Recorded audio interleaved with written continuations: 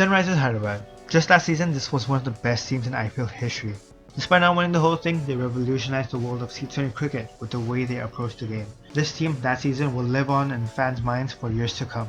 Yet somehow this year, they are the third team to get knocked out of the tournament, and things have just not gone their way. So what went wrong? Well, let's look at it. SRH at the end of 11 games have won just 3.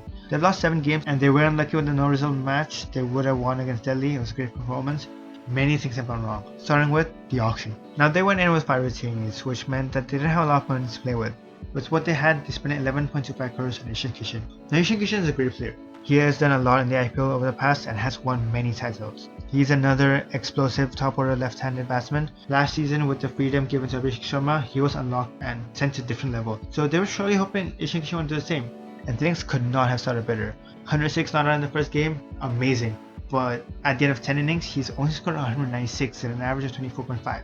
That's really disappointing, and he just threw all the momentum aside and his performances fell off a cliff. Really disappointing. Similarly, Mohammad Shami has been a legend of the game of cricket for the last decade. You expect high things of him. He's a player for tournaments. Yet in this one, he's got only 6 wickets in 9 matches, averaging above 56. And has an economy of over 11. For a player who's supposed to replace a club legend in Bhuvneshwar Kumar, these are terrible returns.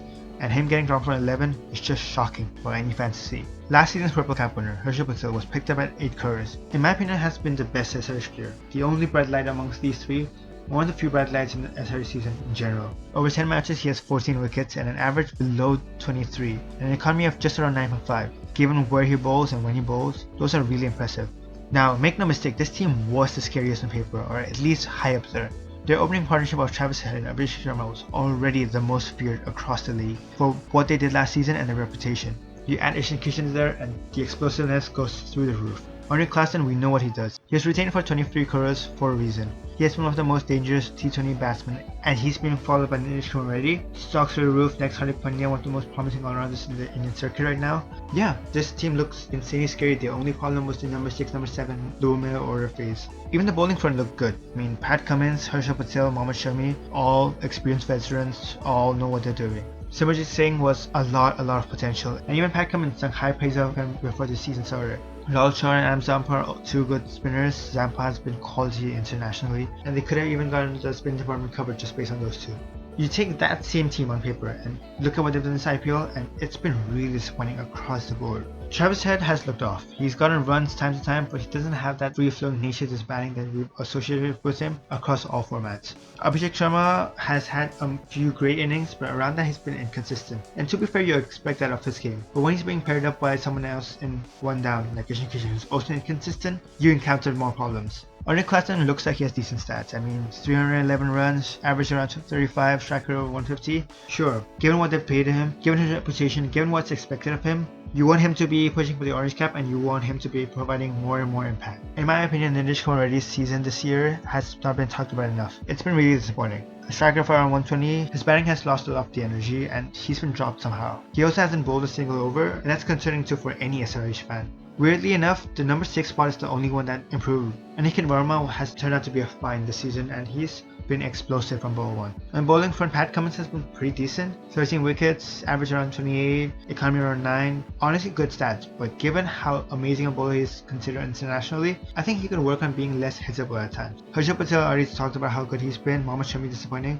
but Simarjit Singh, for all his potential, never recovered after that win over against Washington Sundar and got replaced by Jayawardene Cut. And on the spin department, weirdly enough, it was the inexperienced Jishan Ansari that was used and even the most successful. So another bright light. Now where did SRH go wrong? First of all, they're treating the game of cricket like it's bowling. 300 isn't the only target. You can't just focus on winning the game. They're going too much on momentum. It's just like me, you know, if you're bowling good, everyone's watching you, you turn around and it's a strike. But when it's not going your way, when you're missing those hits, when it's a low score, you want to make sure no one's looking at you, and that's what SRH experienced multiple times this season. Which is why they need to balance aggression with consistency and composure. All the top teams, you got Gujarat with their top 3, you got Mumbai with Suryakumar and Tilak Verma, you got Punjab with Shreyas, and you've got RCB with Kohli. You need that rock to anchor the innings. Even if that means at a high strike rate nowadays, SRH just lacks that. And lastly, something about SRH that I would think was absurd just a few years ago. They need to build decent bowling lineup. They need to cut from the auction and they need to focus on just bowling tight lines. They're lacking a premier spinner too, and I feel like they're just not as impactful with the ball as other teams are. They don't even prioritize winning the game at that point, and that is really disappointing. Despite being a terrible season, they do have some really high highlights. Ishan Kishan's debut was big. I mean, his first ever IPL century after all he's done. 106 not out of 47 balls, and they scored 286 of 6. It looked like they were easily going to get to the 300 mark at any point this season. Then you have Abhishek Sharma's 141 of 55. Just pure hitting. I mean, just dismissive of any bowler. They chased 246 with so many balls to spare against Punjab, and Abhishek recorded highest score by any Indian in IPL history. They also had the new find Aniket Verma, who's also really explosive. In games 2 and 3, he got 36 of 13 and 74 of 41 to combine for 11 sixes in valiant efforts. And SRs looked like they finally found their lower finisher that they're searching for a long time.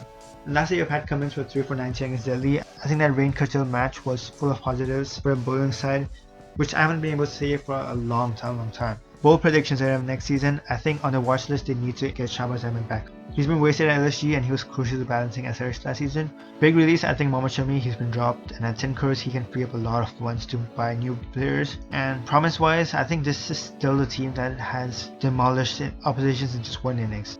But it's weird to think that just once upon a time this was a bowler's team. Especially weirder because they have a bowler as a captain and a bowler as a coach. But nevertheless, it's just one season, they could easily come back and forget this season. Anyways, after CSK and RR, this was our third team that we covered, and let us know who you think will be the next team to get knocked out of this IPL. In the meantime, stay tuned for more similar content about IPL and just the world of sport in general. If you like this video, don't forget to like, share and subscribe. And as always, thanks for watching, we'll see you next time.